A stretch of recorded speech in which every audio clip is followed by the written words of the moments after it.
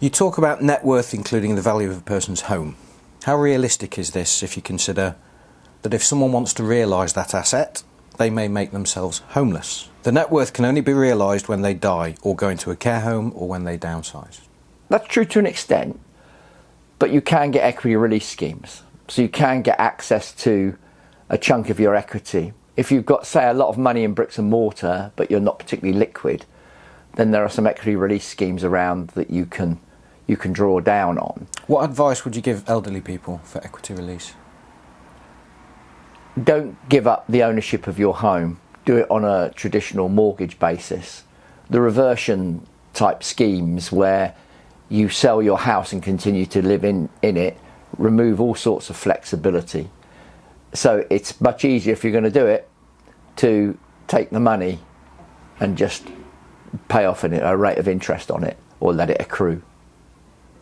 But you need to watch that very carefully, because what people have got to remember is you have an idea of how long the remainder of your life is, but think in terms of if it doubles. So if you're a 60-year-old, say, expecting to live to 85, what if you live to 120?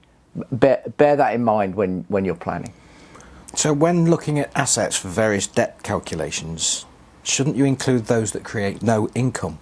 For example, a household produces income, providing they don't pay rent. But a road, say the A40, does not produce income. Yeah, that's a good point. There's another issue with regard valuing roads, and it's this.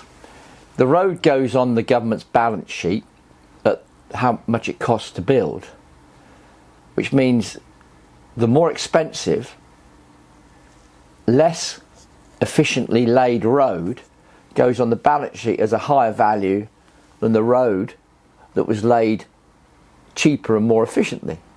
So it's an odd quirk, and it's also an odd bit of a quirk in that because we don't really do many tolls, you can't see the income coming from the asset.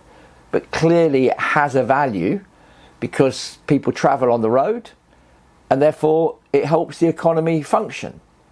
And if we made all our roads toll roads, they would generate an income. You just got to guess what that value is.